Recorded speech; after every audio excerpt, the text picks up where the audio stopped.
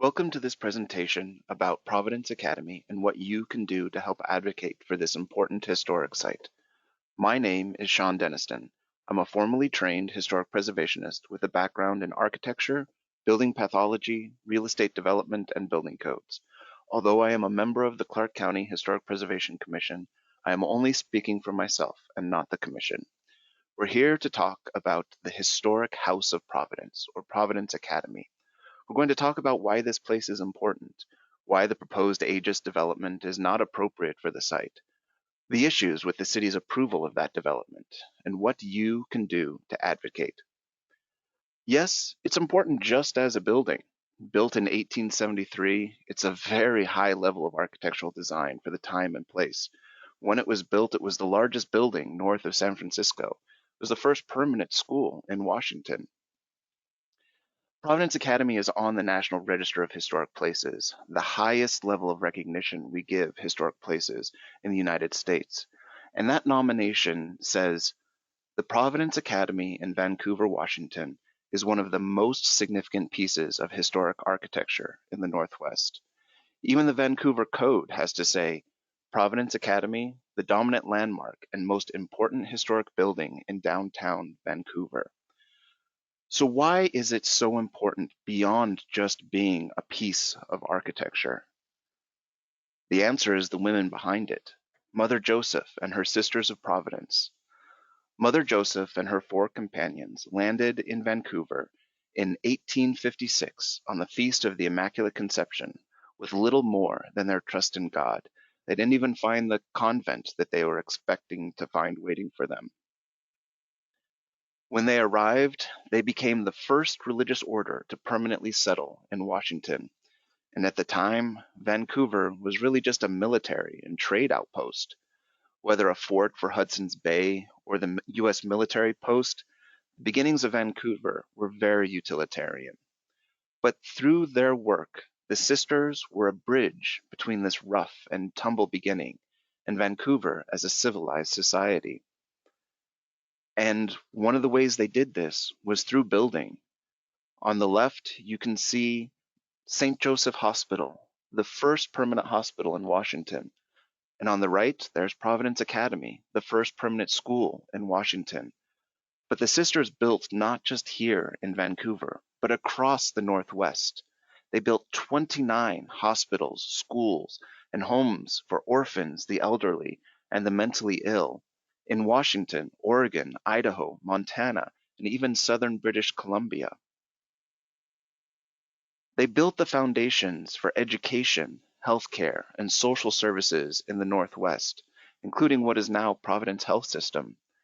They built the foundation for the Catholic Church in the Northwest. The Vancouver that we know now exists in no small part due to the work of these sisters.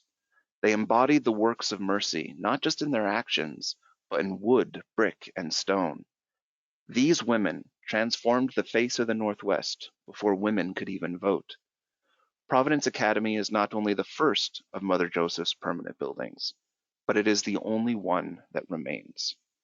Mother Joseph's work was so significant that at the time of her death in 1902, the Superior General of her order, Mother Mary Antoinette, wrote to the community saying, God had endowed her with talents rarely found in a woman. She excelled not only in the feminine arts, from the most ordinary to the finest, but she was also skilled in works considered the domain of men. She had the characteristics of genius, incessant works, immense sacrifices, great undertakings, and she never counted the cost to self. She exercised an extraordinary influence on the Church of the West. This is from the nomination of Providence Academy to the National Register of Historic Places. It's why Mother Joseph is one of the two representatives of Washington in Statuary Hall at the U.S. Capitol, one of the few women at the time, and even still.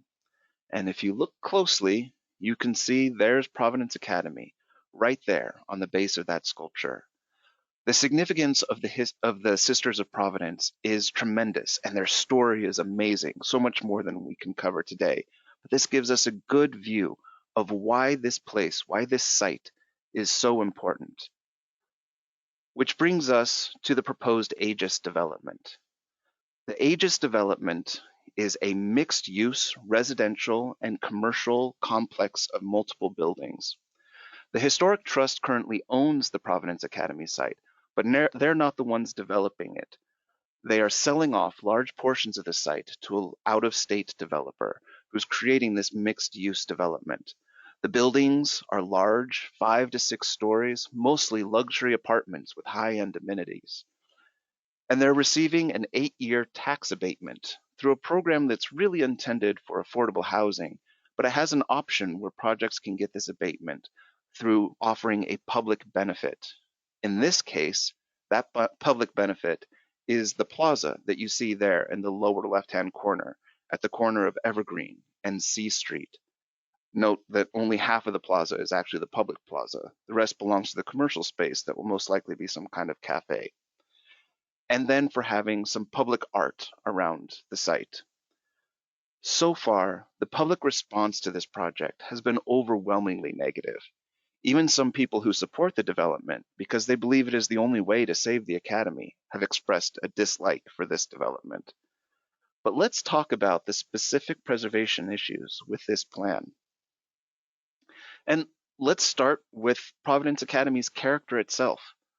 Mother Joseph built Providence Academy to be a light on a hill. This again from the nomination says, in choosing a location for the creation of a permanent community in brick and stone, the Sisters of Providence selected a site which commanded a full view of the town of Vancouver and the Columbia River below. She chose this space up on a hill so that Providence Academy could be seen and have good views. Providence Academy was built in a formal, even a fancy style. By offering this to the poor and to children, this high architectural style, usually reserved for the wealthy, it proclaimed Catholic teaching about the importance of the poor. It made a really bold statement by its very presence. The largest, grandest building in the area would serve the poor, not the rich. And part of that formal architecture is how the building relates to the rest of the site. It's the focal point. It's an object in the landscape. It stands out. The Vancouver Code even identifies it as the dominant landmark on the site when it talks about it. But that will change if this development goes forward. The Academy will no longer be the dominant landmark. The other buildings are taller, larger, more massive. More of the historic sites will be devoted to Aegis than to the Academy. The result is that the Academy building will be a secondary building on its own site. And the history of that site is an important part of its historical significance.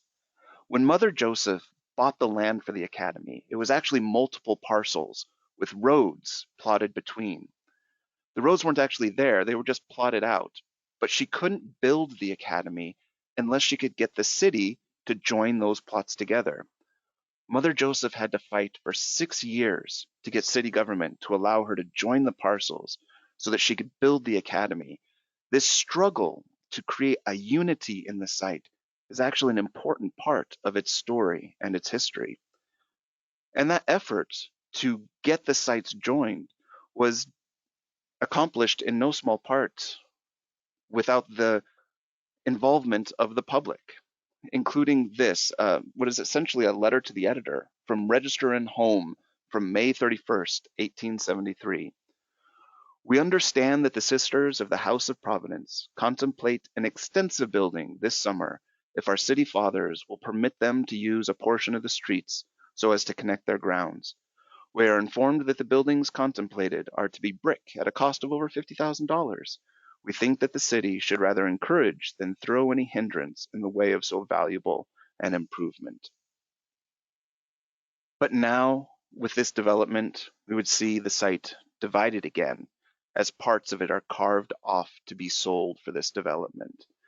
In fact, we'd even see the reintroduction of a street after Mother Joseph went through so much trial to join these together to eliminate the streets that divided the site.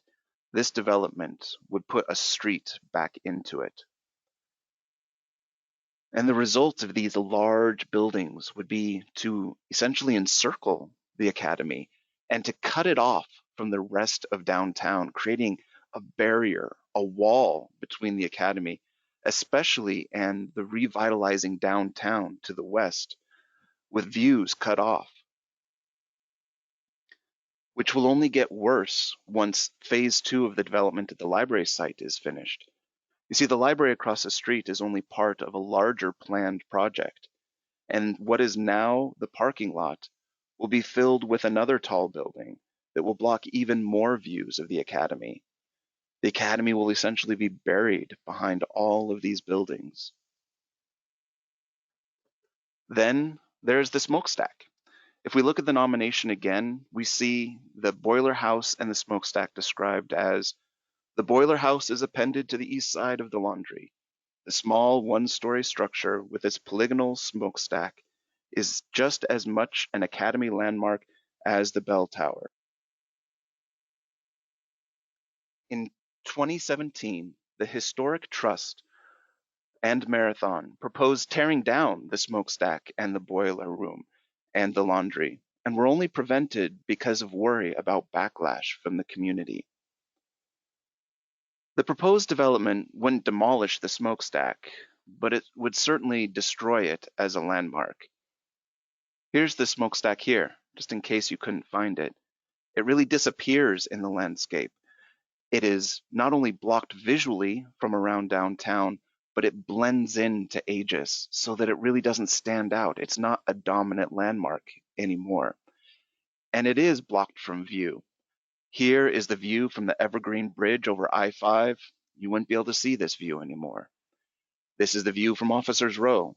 This view blocked as well. And this is the view that greets you as you travel north on I-5. Well, this wouldn't be blocked the entire way because the smokestack would just blend into the background. It would be essentially lost. And then let's talk about how they are going to quote unquote save the smokestack. If you look there, you see those bands. That's part of a seismic retrofit. Those bands are metal collars around the smokestack. They're attached to guy wires that are then attached to the ground. Now, this retrofit is not really meant to protect the smokestack in an earthquake. It's meant to make sure that it falls straight down instead of falling over. In the site plan, you'll notice that the area around the smokestack is cordoned off. That's the fall zone. This retrofit is meant to improve life safety in a seismic event and lower insurance rates, but not protect the smokestack. There are other approaches to seismically retrofit a smokestack that will actually protect the safety of people and protect the smokestack itself. In fact, they'll do more to protect life safety because they'll make it more likely that the smokestack will stay up and survive an earthquake. And there's the very real possibility that this retrofit will make it more likely that the smokestack will come down in an earthquake because of the way the guy lines can transfer seismic forces into the upper parts of the structure. While a retrofit that makes it less likely that the smokestack would come down at all protects the smokestack, and it does so much more to protect life. And let's look at the building that the smokestack is attached to, the boiler building. It's significant in and of itself. The nomination says that the building's brickwork is one of its most interesting features and includes elaborate corbelling and herringbone patterns. The original equipment remains intact in the interior, the boiler dated 1910. It has the most detailed and elaborate brickwork on the entire site. And this boiler building served both Providence Academy and St. Joseph Hospital, which makes it one of the earliest known, if not the earliest, district energy systems in the area. Now let's look at other parts of the site, like that green space behind the academy. Under this development, it'll no longer belong to the academy. That will be the backyard of Aegis, and with luxury apartments, we know how that will go. Look at Anthem Park in Uptown Village. You may not even know that the multifamily development on Main Street that has the Starbucks in it near High School Pharmacy actually has a public park in the middle. When I took my daughter to play there, we got glares from the tenants. We were made to feel like interlopers. Because this space really is part of the development, it feels like the backyard of the apartment complex. It would only be worse, since with Aegis, this will actually be private property. And since it's a residential use, that will limit the kind of evening events that can be held at the Academy. And since the parking is mostly for the residences, the parking in Aegis won't be available in the evenings to support other businesses downtown, like restaurants and theaters. Now, one of the benefits of Aegis that has been touted is that it will quote unquote activate the site. But unfortunately, the planned ground floor retail and office is unlikely to do that. The vacancy rate for retail in downtown is already high. We see for rent signs all over. And with new development downtown and at the waterfront, this is probably only going to get worse. The development at the right has sat empty for over a year, which shows that the tenants in a mixed use building like this just do not create a big enough market to support businesses. The reason that developers are sacrificing the ground floor is really just to get the apartments up off the street. As the Marathon representative told the Clark County Historic Preservation Commission when they reviewed this project, they don't expect any economic return from these spaces. And ground floor office is even worse. We can look around downtown Vancouver to see that ground floor office, as proposed in Aegis, effectively deactivates a site. These aren't empty offices, these are occupied. And what is the consequence of all of this for the Academy's status on the National Register of Historic Places? I've spoken to a representative from the Department of Archaeology and Historic Preservation, and they have said that since Providence Academy is listed as a site, this development is very likely grounds for delisting the Academy from the National Register of Historic Places. There have been about 1,000 buildings that have been removed from the register, almost all of them because they were demolished. Providence Academy has the highest level of recognition that we give a historic building in the US, and this development could destroy that. As Dr. Brian Orthel, the author of the Providence Academy Profile for Archipedia, which is an encyclopedia of historic buildings, said, "The proposed development transforms a rich, symbolic, and historic site for the Pacific Northwest into a commonplace campus of unrelated buildings."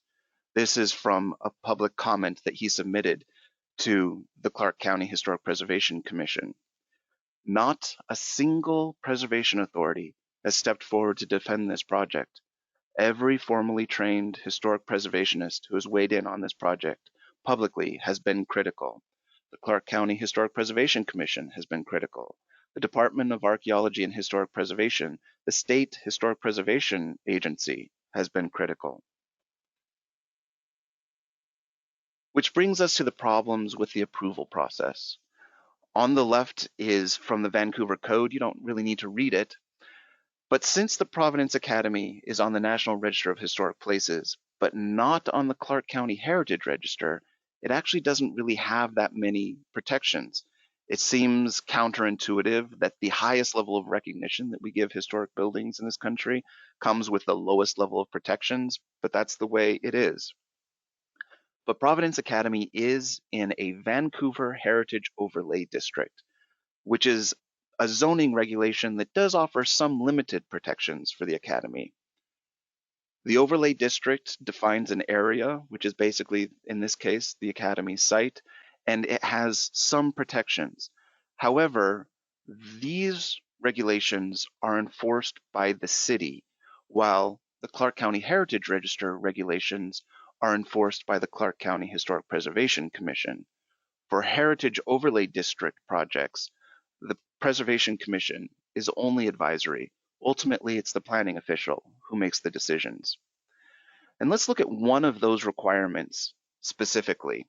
It says that new construction shall be so located and designed as to preserve views of the main Academy building from East Evergreen Boulevard between the freeway and C Street. If we look at the plan, we can see pretty much what that looks like.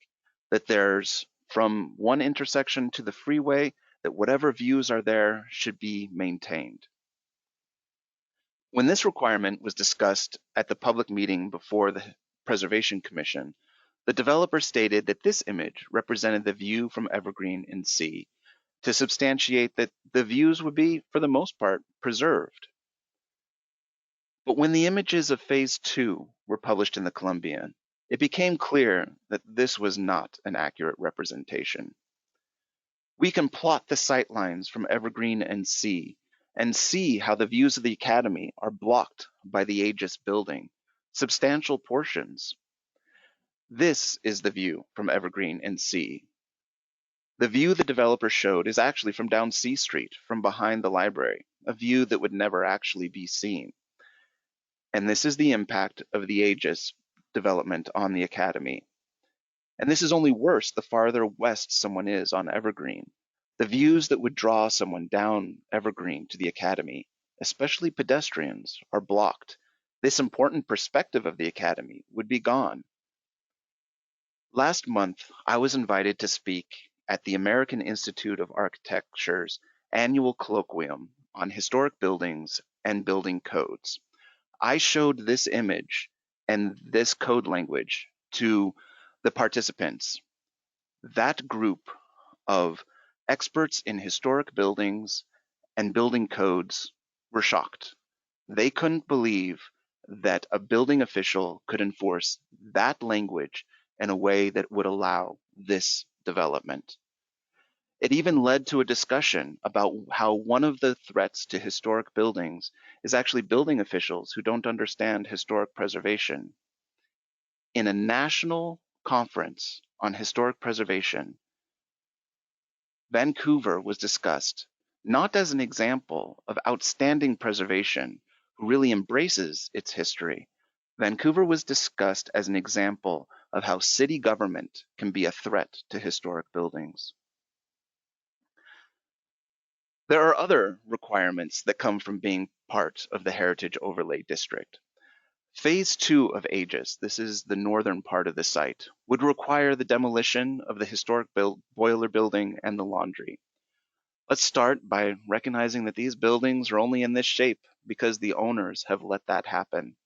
When the trust did their due diligence before purchasing, they could get to the second floor of the laundry. But by the time they came before the commission in 2017, when they were proposing to demolish these three structures, they couldn't reach the second floor anymore. They can't lay all of this deterioration on the former owners, the Hiddens. The Vancouver Municipal Code says that these buildings cannot be demolished without the Clark County Historic Preservation Commission's approval.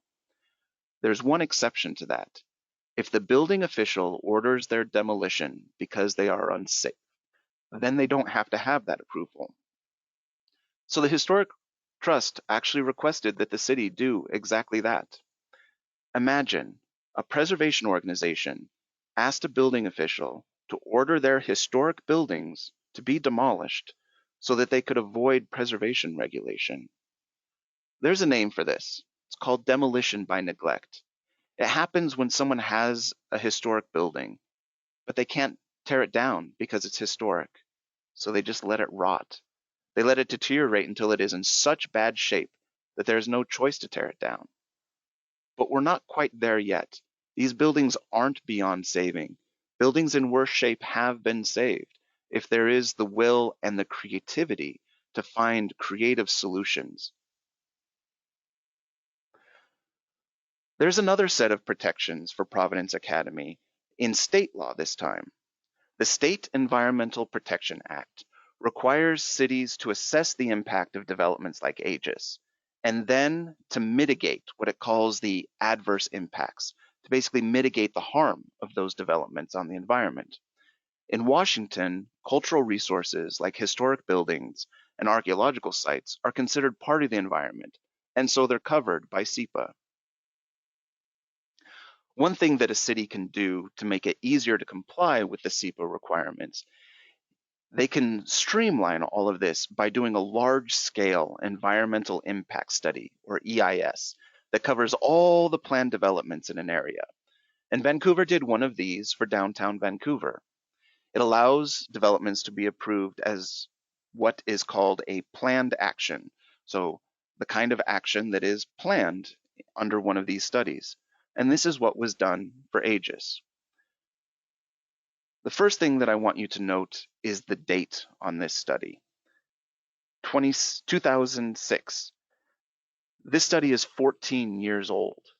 The Washington Department of Archaeology and Historic Preservation, which is the state authority on applying SEPA to historic resources, has questioned how an EIS this old could possibly be sufficiently relevant enough to continue approving projects in downtown Vancouver.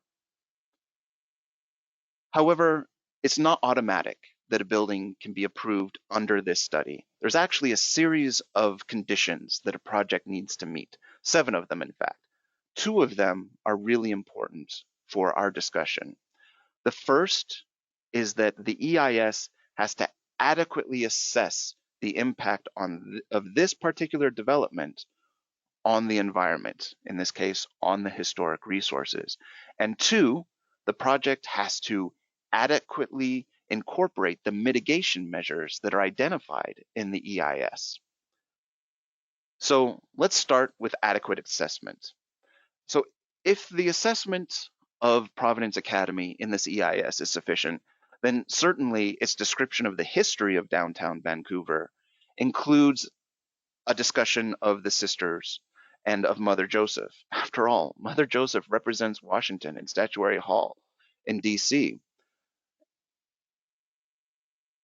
Nope, the sisters are not mentioned at all in the EIS, much less their significance to the history of downtown Vancouver. As this is Women's History Month, this is particularly striking. As we discussed earlier, Mother Joseph and the sisters are some of the most important figures in the history of the downtown. Most important figures, period. Yet they're completely ignored. For the city to say that this EIS is adequate is for the city to say that the considerable contributions of women to Vancouver's history are unimportant and not worth mentioning. Well, if not the sisters, then you would think that Providence Academy itself is addressed. It is, after all, the most significant building in downtown. It even says so in Vancouver Code. No. Providence Academy is nowhere addressed as an individual building. It's only included within lists of historic buildings and historic places. It's never discussed individually, and the specific impacts of development on Providence Academy are never discussed at all. The only thing the EIS does is to identify which historic registers it's on and which district it's located in.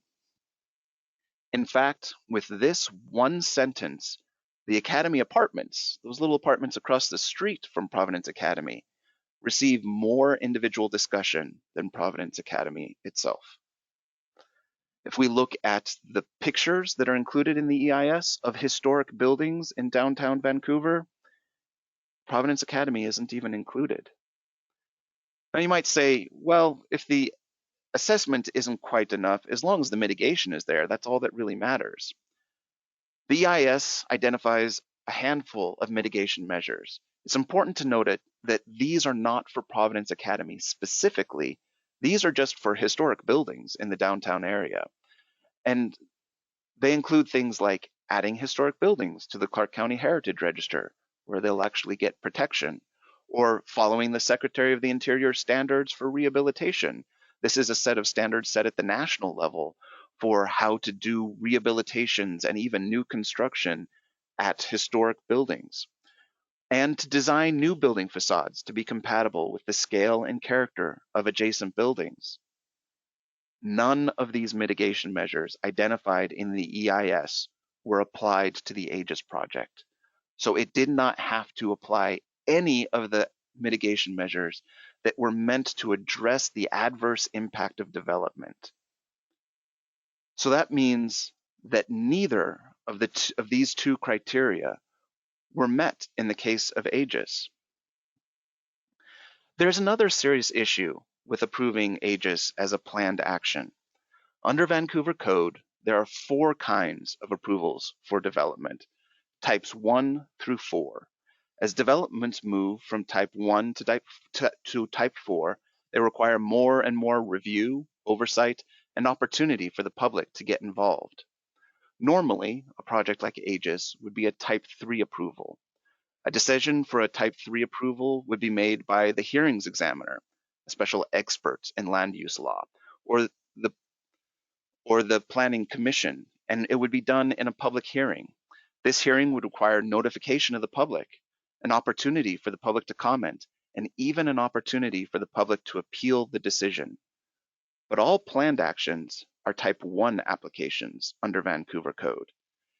These decisions, these approvals, are made by the planning official alone, with no public notice, no official public comment, and no opportunity for public appeal. In other words, with no transparency and no accountability. A development this size was approved at the most historically significant site in Vancouver, maybe in the whole Northwest, with no accountability and no transparency. This is when the conversation often turns to money. The argument has been made that these developments are necessary. This is the only way to save the Academy. This table is from the Historic Trust's most recent open house about Phase 2, and it includes the sources and uses of funds for the whole site. And this is where that argument comes from, that this is the only way to save the Academy. But despite multiple requests, the Historic Trust has never released any kind of feasibility study that shows how they looked at other options and why those other options won't work. A lot of criticism of this project could be silenced just by showing the math, but it has never been shown. So let's look at some of these uses and sources of money. Let's start with property taxes. Clark County has what is called a current use program.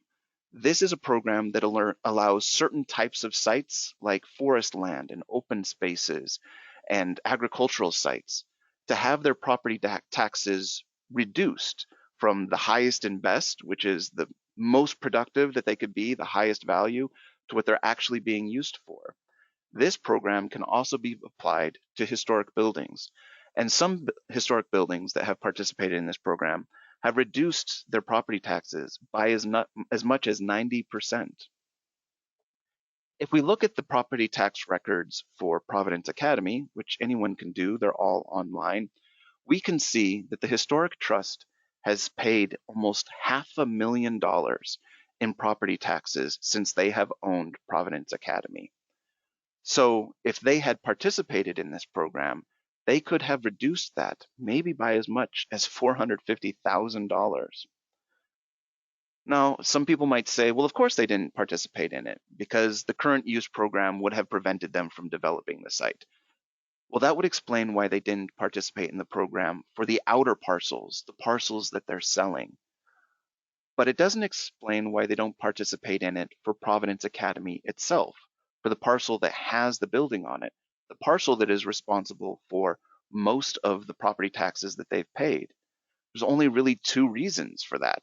One is because they didn't know how to do it, because they don't have the proper expertise on staff, or they have plans for this parcel as well, plans to develop here where Providence Academy is.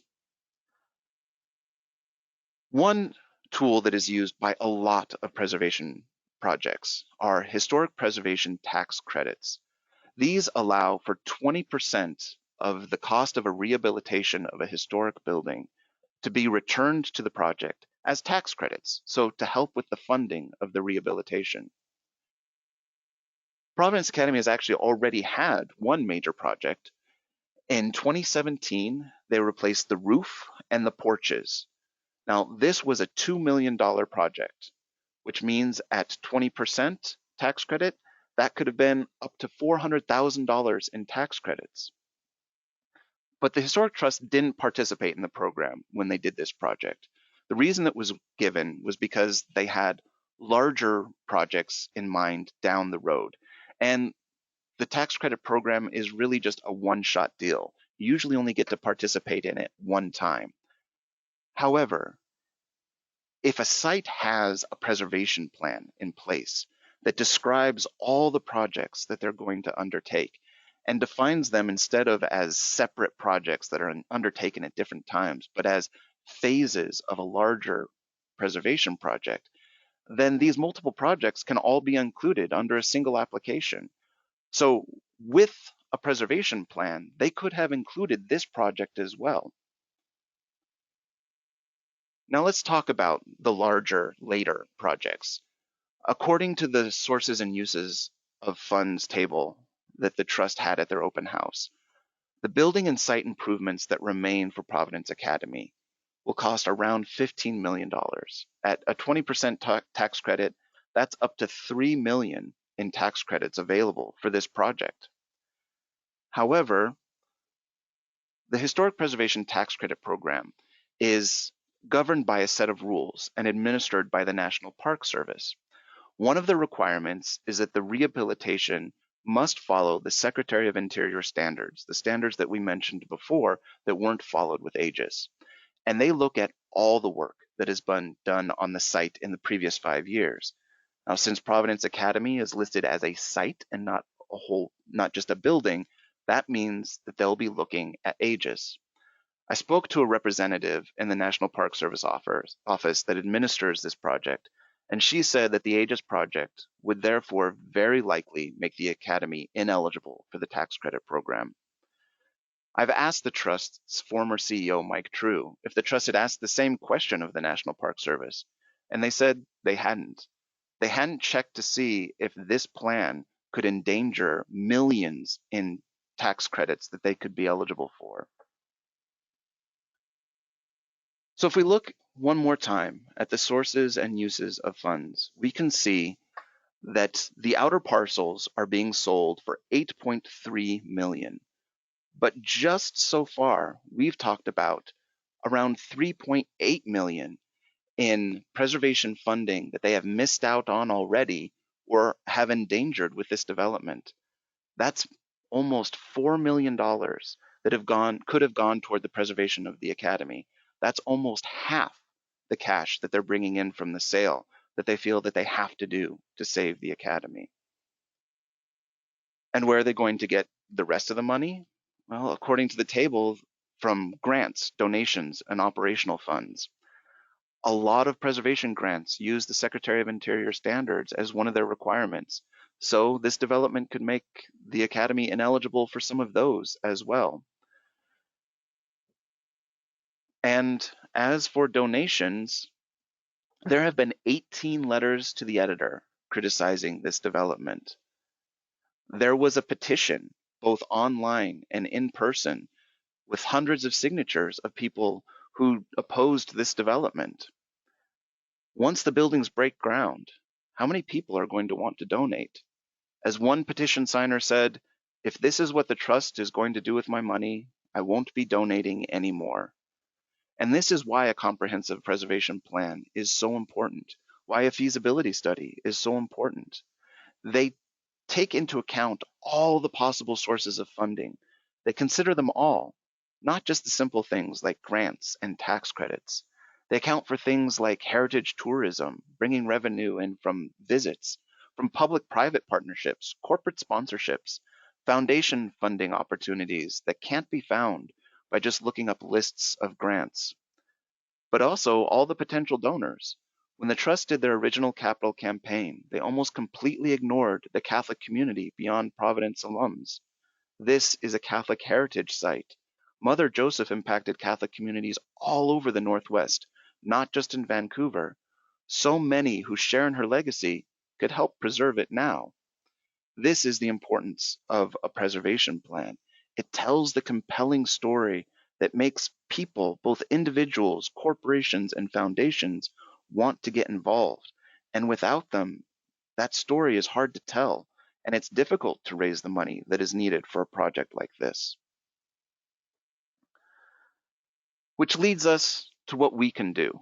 Because looking at all this, you might ask, what can I do?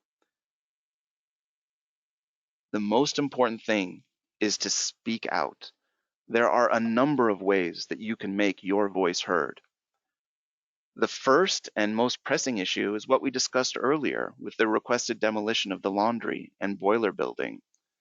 You can let the building official know that this is an important place, that you don't think the city should be ordering the demolition of historic buildings. You can let them know how important it is that they go through the proper regulatory process if these buildings really are beyond saving.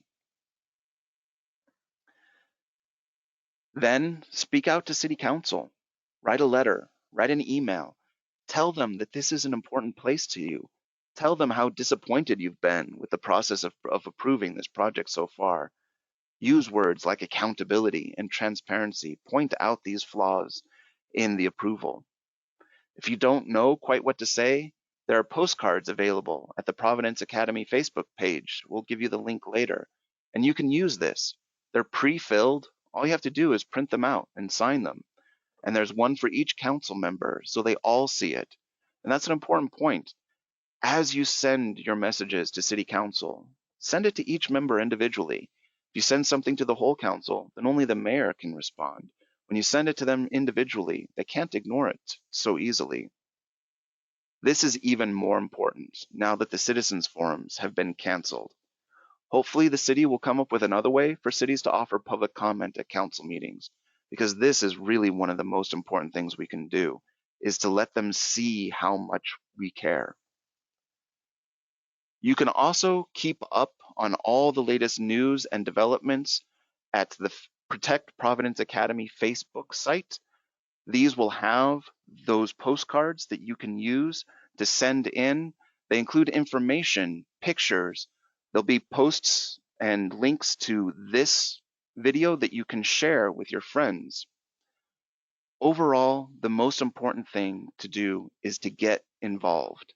So many people we have heard say, of course this is terrible, but the city wants it and the city doesn't listen to the public. But we've seen recently what happens when the city really speaks out. So now is the time to speak out. Now is the time to speak up for Vancouver's history. Vancouver's history, more than just about anything else, is one of the things that sets this place apart from other communities. We have a deep and rich history that isn't found in other places. It's a history worth protecting, and we hope that you'll join us in speaking out to protect this piece of that history. Thank you.